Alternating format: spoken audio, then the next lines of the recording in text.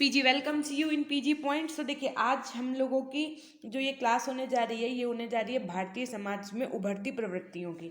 Means ये आपका कौन सा है, तो पेपर 2 है। ये आपकी क्लास कौन सी है, तो आपने थंबनेल के माध्यम से देख लिया होगा। बाकी जो बच्चे नए हैं उनको मैं बता दूं कि पुरानी क्लासेस ज़रूर देख लीजिएगा, अगर आपकी छूट गई हैं तो, है ना। 30 मिनट्स की एक क्लास है, आप 2x की स्पीड से भी देखेंगे ना, तब भी आपके 15 मिनट्स में एक क्लास कंप्लीट हो जानी है, ठीक है। और अगर आपको इन क्लासेस का पीडीएफ चाहिए तो आप हमारे टेलीग्राम ग्रुप से जुड़ सकते हैं, जिसका लिंक आपको डिस्क्रिप्शन बॉक्स और कमेंट सेक्शन दोनों जगह पे मिल जाएगा, ठीक है। सो आइए शुरू करते हैं अपनी क्लास। ज़्यादा टाइम आपका नहीं लेंगे आज, सिर्फ और सिर्फ बातें करेंगे, समझाएंगे भारतीय समाज में उभरती प्रवृत्तियाँ। अब ये हमारा जो अपना इंडियन सोसाइटी है, इसमें जो ट्रेंड्स चल रहे हैं, क्या जैसे अब ट्रेंड्स को तो हम आपको क्या ही समझाएं, क्योंकि इंस्टाग्राम फेसबुक सबसे अवेयर होंगे आप, है ना। तो देखते होंगे जैसे कोई रील्स नहीं ट्रेंडिंग में आ जाती, कोई गाना नहीं ट्रेंडिंग में आ जाता है, वैसे हमारे भारतीय समाज में क्या नई चीज़ें ट्रेंडिंग में है, वो उस सब चीज़ों पे का क्या प्रभाव पड़ रहा है हमारी संस्कृति पे, है ना, हमारे बीते हुए कल में। सो आइए वो सब जानेंगे, है ना। कुछ बच्चों का कहना है कि मैम थोड़ा आप डिटेल में समझा दिया करिए, सो उनकी बातों को विशेष ध्यान में रखते हुए आज हम आपको समझाते हुए चलेंगे, ठीक। देखिए, बाकी आप लोग कमेंट जरूर क्या करिए, चाहे नेगेटिव हो पॉजिटिव, इट डजेंट मीन, और मुझे कुछ भी बुरा नहीं लगेगा, है ना। इस बात से आप निश्चिंत रहिएगा कि मैं तारीफ ही करूँ, नहीं। अगर आपको नहीं अच्छा लग रहा है तो आप बता दीजिए, बस। हाँ, एक चीज़, डिसलाइक नहीं करिएगा, क्योंकि क्लास डिसलाइक देंगे ना जब आप, तो फिर वो उसकी रेटिंग गिर जाती है ना। जो आपकी दिक्कत है, आपको कोई बात है, तो आप हमें कमेंट सेक्शन में बता दीजिएगा। मैं बहुत कोशिश करूँगी आपके सारे कमेंट्स का रिप्लाई करने के लिए, ठीक है। और रही बात आपकी बुक्स वाली, तो बुक्स का विषय में मैंने पहले भी बताया आपसे कि होता क्या है कि अभी नया CSGMU का जो सिलेबस आया है, उसके अकॉर्डिंग मार्केट्स में बुक्स अभी अवेलेबल उतने अच्छे से नहीं है, है ना। तो थोड़ा या तो वेट कर लीजिए, और बाकी आपकी नए सिलेबस के अनुसार तो हम पढ़ा ही रहे हैं टॉपिक वाइज, तो आप वो पढ़ते रहिए। और बाकी इजी नोट्स ही आप अपने पुराने बच्चों से किसी से बुक ले लीजिए, कॉलेज की लाइब्रेरी से ले लीजिए, वहाँ से आप पढ़ सकते हैं, ठीक है। सो आइए देखिए, सबसे पहले कि भारतीय समाज में नई प्रवृत्तियों का दौर उदारीकरण की नीतियों को अपनाने के पश्चात प्रारंभ हुआ। कब, तो जब हम लोगों ने क्या अपनाया, वेस्टर्न कल्चर। उदारीकरण से पूर्व भारतीय समाज परंपरावादी एवं समाजवादी नीतियों को ईमानदारी पूर्वक अपनाए हुए था, और प्रवृत्तियां बहुत ही मंद गति से समाज पर अपना प्रभाव डाल रही थी। इसका कारण भारतीय अर्थव्यवस्था को एक बंद अर्थव्यवस्था के रूप में अपनाया जाना था, है ना। फिर देखिए, जिसका प्रभाव प्रत्येक क्षेत्र में स्पष्ट रूप से देखा जा सकता था, चाहे वह शिक्षा हो, कृषि हो, अथवा औद्योगिक नीति आदि हो। उदारीकरण नीतियों को अपनाने के पश्चात लगभग एक दशक बाद ही भारतीय समाज में नई प्रवृत्तियां अपनी प्रभाव प्रत्येक क्षेत्र में दिखने लगी। वे कौन कौन सी प्रवृत्तियां हैं तथा उनका भारतीय समाज पर क्या प्रभाव पड़ रहा है, आप उनको कैसे जानेंगे। तो पहले संयुक्त परिवार से एकल परिवार। पहले लोग क्या होता था, तो देखो हम यहीं पे समझा दे रहे हैं आपको। ज्वाइंट फैमिली में लोग रहते थे, ज़्यादा पसंद होता था। आप अपनी मम्मी से, आप अपनी नानी से, दादी से पूछिए, तो बोलते थे हमारा परिवार बहुत बड़ा परिवार था, सुबह से लोग लग जाते थे काम करने के लिए, है ना। सोचो, बहुत सारे काम होते थे। लेकिन अब क्या सीन है, हम दो हमारे दो का अर्थात कहने का तात्पर्य ये है कि, अच्छा आप एक खुद से सोच बताओ, यदि हम लोग, खैर अब आप लोग इस एज में हैं कि शादी विवाह में जाते होंगे, पेरेंट्स बातें करते होंगे तो सुनते तो होंगे, तो बोलते भाई लड़का अकेला होना चाहिए। तो वो फिर नहीं, जैसे मान लो लड़का अकेले, दो भाई हैं या कोई बात है, तो बोलेंगे लड़का अकेला होना चाहिए तो बहुत अच्छा है, ये है वो है ना। और परिवार में ज़्यादा मेंबर्स ना हो, काम ना करना पड़े, ये सब चीज़ें लोगों की मेंटेलिटी हो गई है अब, है ना। तो मतलब पहले किस पे बेस्ड होता था, ज्वाइंट फैमिली पे। अब सिंगल फैमिली मीन्स 5 लोग 6 लोग हों, बस, इससे ज़्यादा नहीं, ठीक। अब देखो, सामाजिक बंधनों का कमजोर होना। पहले लोग क्या करते थे, 4 लोग उठते थे, शाम को बैठते थे, है ना, मोहल्ले के सब लोग इकट्ठा होते थे। अब क्या है, अपने से मतलब, दुनियादारी से कोई मतलब ही नहीं, लोग इधर से उधर एक दूसरे से बात करना नहीं पसंद करते। विवाह प्रणाली का कमजोर होना। अब क्या देखो, ज़्यादा से ज़्यादा लोग क्या करते हैं, कोई बाहर हुआ, कहीं कुछ हुआ, तो बस नॉर्मली शादियाँ हो गई, बाद में रिसेप्शन दे दिया तो दे दिया, नहीं तो कोई बात नहीं। जब से ये कोरोना आ गया, तब से लोग 50 लोग में घर वाले लोग तो शामिल नहीं हो पा रहे हैं ना। तो कुल मिला के, खैर ये तो एक एक्सेप्शनल बात होगी। बाकी एग्जाम्पल के लिए कोरोना वाला एग्जाम्पल बढ़िया रहेगा। अगर आपका सब्जेक्टिव पेपर आएगा तो आप ये एग्जाम्पल लिख सकते हैं। सामाजिक समरसता में गिरावट, यानी कि जो आपकी चीज़ें हैं, जैसे लोगों का उठना बैठना, है ना, और बातें आपस, समरसता अर्थात बातें आपस में करना, प्यार मोहब्बत, ये सब चीज़ें धीरे धीरे खत्म होती चली जा रही हैं, ठीक। संचार के नए साधन तथा सोशल मीडिया, जब से ये सोशल मीडिया आ गया है, तब से तो क्या ही बताएं, है ना। सबसे खतरनाक चीज़ तो यही है।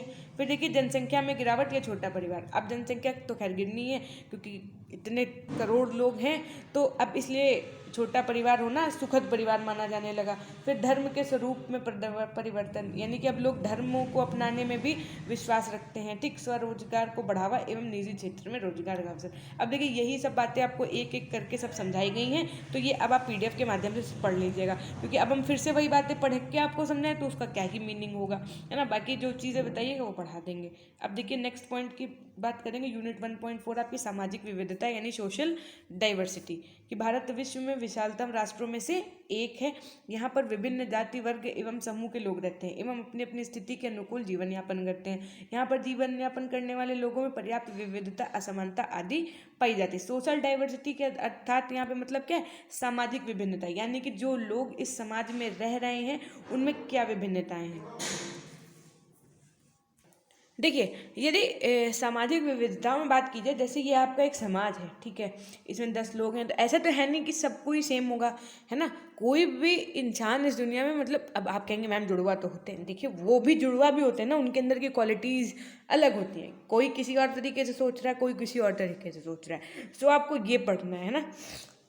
विविधता का अर्थ एवं अवधारणा की यदि बात करें तो देखिए, भारत विभिन्नताओं का देश है तथा इसके प्रत्येक भाग में विविधता का समावेश है।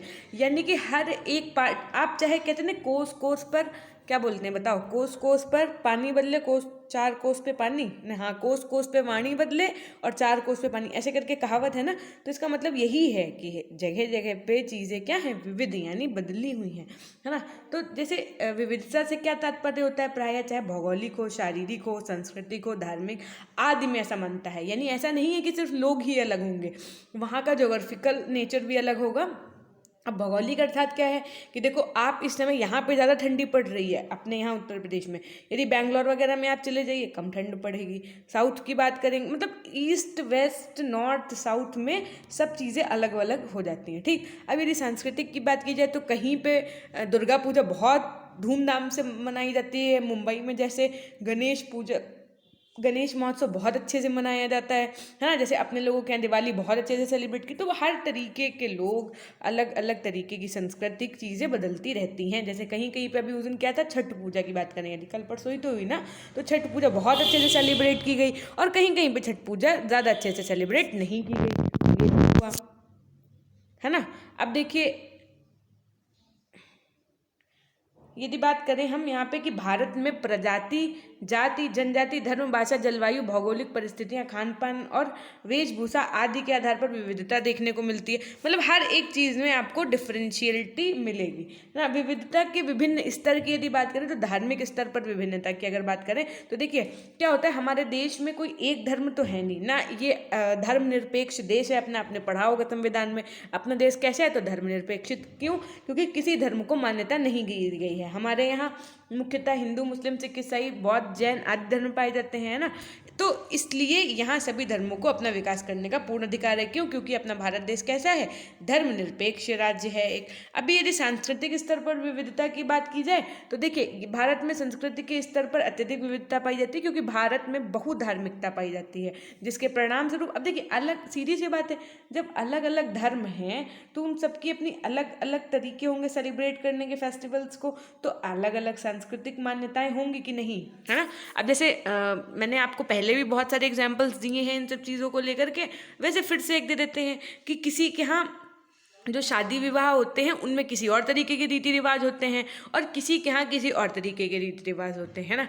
जैसे बहुत सी चीज़ें ऐसी होती हैं कि लोगों के यहाँ ऐसे रिचुअल्स होते हैं कि पगड़ी दूल्हा उतार के रखता है, और बहुत से लोगों के ऐसे रिचुअल्स होते हैं कि दूल्हा तलवार लेकर के आते हैं, है ना। तो मतलब हर आप देखेंगे हर एक जगह पर आपको क्या मिलेंगे, चेंजमेंट मिलेंगे, ठीक है। फिर देखिए भारत जैसे विशाल देश में सांस्कृतिक विविधताओं का होना स्वाभाविक है। इस देश का भौगोलिक पर्यावरण, धार्मिक विश्वास हो या संस्कृति उन्नति हो या औद्योगिक प्रगति हो, जीवन शैली में विविधताएं आदि सभी सांस्कृतिक विविधताओं की अभिव्यक्ति हैं। हमारे देश में सांस्कृतिक विविधताएं कैसे, जैसे धर्म, जैसे वेशभूषा की यदि बात की जाए, फिलहाल अब तो लोग ज़्यादा वेस्टर्न कल्चर की तरफ हैं। अब आप देखिए जो पंजाबी होते हैं वो मोस्टली सूट पटियाला पहनते हैं। जो इंडियन मतलब जो हम लोगों के यहाँ की मम्मी दादी लोग हैं वो क्या पहनेंगे, क्या बोलते हैं उसको, इंडियन नॉर्मली साड़ी पहनेंगे। अब साड़ी को भी पहनने के बहुत से स्टाइल होते हैं, है ना।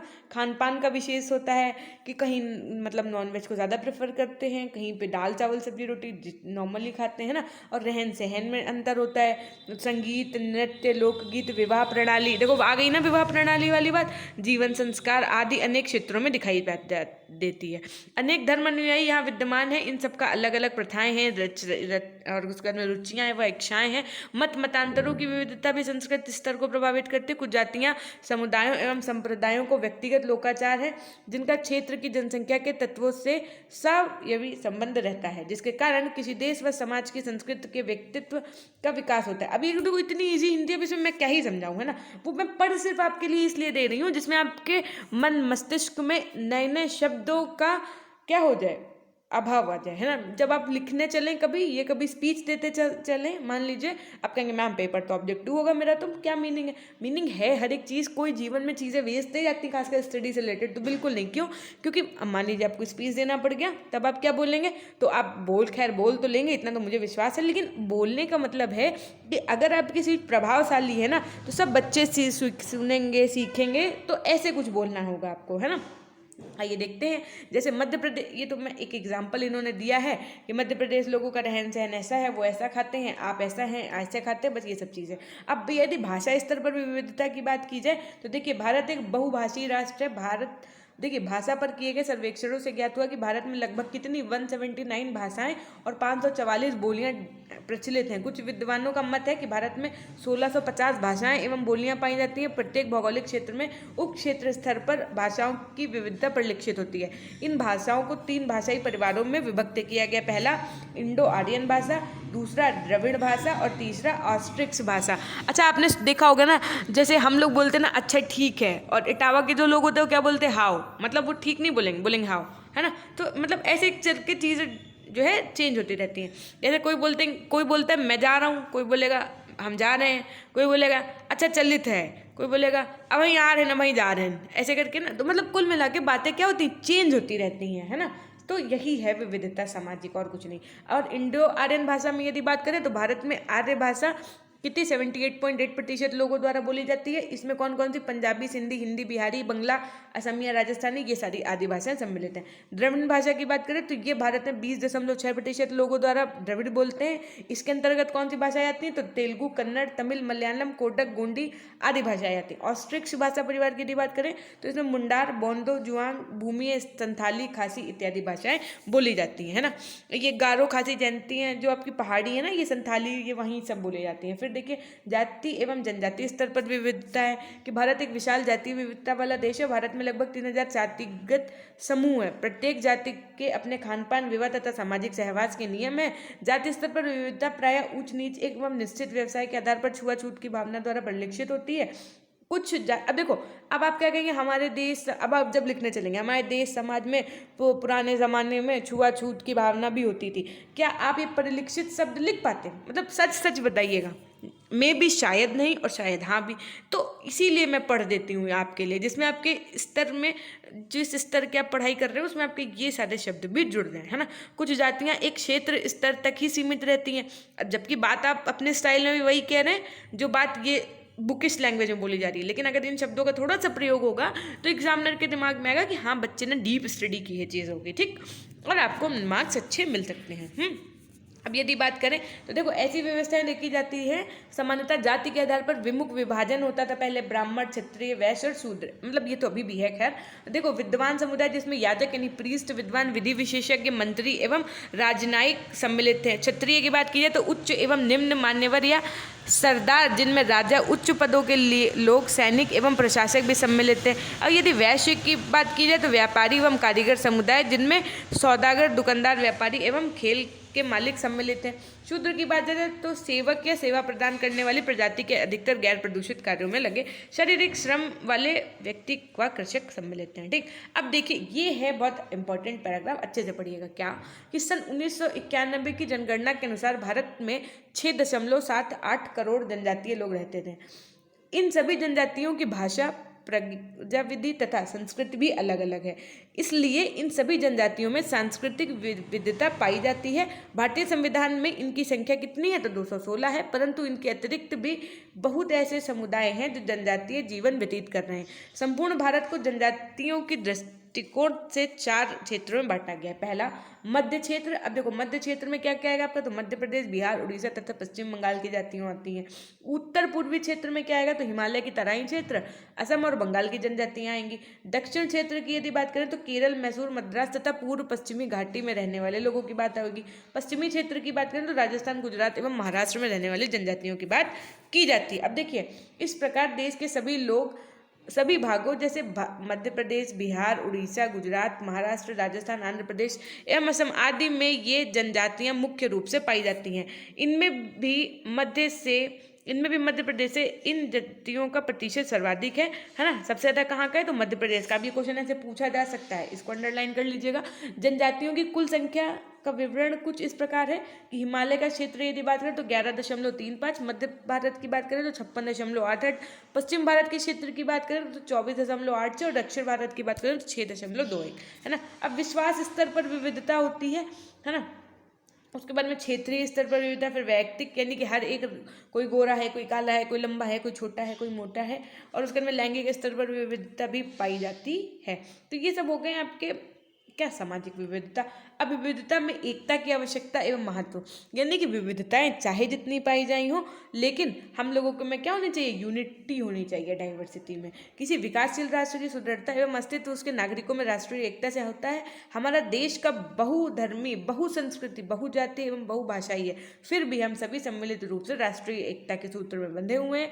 परंतु अत्यधिक आधुनिकता के प्रभाव से आज प्रत्येक व्यक्ति ने स्वयं के हित के आगे राष्ट्र के हित का विस्मरण कर दिया है। अब देखो राष्ट्रीय सुरक्षा की दृष्टि से यदि बात की जाए तो देश की रक्षा हेतु सीमा सुरक्षा बल तैयार किया जाता है, जो सीमा पर दुश्मनों से राष्ट्र की रक्षा करने के लिए तत्पर रहते हैं। परंतु कुछ व्यक्ति दुश्मनों के हितैषी होते हैं जो राष्ट्रीय सुरक्षा के लिए खतरा उत्पन्न कर सकते हैं। अतः इस दृष्टि से इन सभी को राष्ट्र से संबद्ध किया जाना चाहिए। वर्ग संघर्ष की समाप्ति की दृष्टि से है ना, फिर हम की भावना के विकास। देखिए आप यही है, क्या कहते नहीं है कि जब मैं था तब हरी नहीं हो, जब हरी है तब मैं नहीं। आप अपनी नॉर्मली लैंग्वेज में भी ना इस हम शब्द का प्रयोग कीजिए। भले आप मैं की ही बात कर रहे हो, लेकिन क्या बोल रहे हैं आपको आप शायद हमारे मुंह से भी अगर जल्दी जल्दी सुनते होंगे तो मेरे मुंह से भी जल्दी मैं नहीं निकलता। मैं हमेशा हम यूज़ करती हूँ, है ना, क्योंकि हम में ना बहुत अपनत्व होता है, मुझे हम ही पसंद है। अब देखिए प्रत्येक राष्ट्र में वर्गीय संघर्ष समाप्त करने एवं नागरिक के मध्य हम की भावना लाने के लिए, देखिए यदि विविधता में एकता की आवश्यकता एवं महत्व की बात करें तो किसी विकासशील राष्ट्र की सुदृढ़ता एवं अस्तित्व उसके नागरिकों में राष्ट्रीय एकता से होता है ना। हमारे देश में आपको पता है ये सब बातें आप पढ़ चुके हैं, बाकी ये सब आप पढ़ लीजिएगा पीडीएफ के माध्यम से, क्योंकि ये इतना टफ टॉपिक नहीं है ना। सो ये सब आपकी चीज़ें हो गई हैं कंप्लीट। आज आपके मैंने 1.3 और 1.4 दोनों करवा दिया है, ठीक है। ये थी हमारी आज की क्लास। बाकी आपसे मिलते हैं हम नेक्स्ट वीडियो के माध्यम से। और आपको अगर टेलीग्राम पे जुड़े हुए हैं तो इट्स वेल एंड गुड, अगर नहीं जुड़े हैं तो जुड़ जाइएगा। वहाँ पे आपको पीडीएफ मिल जाएगी जिसके थ्रू आप अपना रिवीजन कर सकते हैं। बाकी और कोई बात हो तो आप कमेंट सेक्शन में बेझिझक लिख दीजिएगा, एकदम अपना परिवार मान के चलिए, आप हमसे अलग नहीं हैं, ठीक है। बस ऐसे समझिए आप, और हमेशा खुश रहिए, मुस्कुराते रहिए, कभी अपने लिए तो कभी अपनों के लिए। सबका ध्यान रखिए, और आपका ध्यान कौन रखिएगा, कोई नहीं, तो अपना भी ध्यान रखिए। Till then take care, bye bye, meet up with you in next video.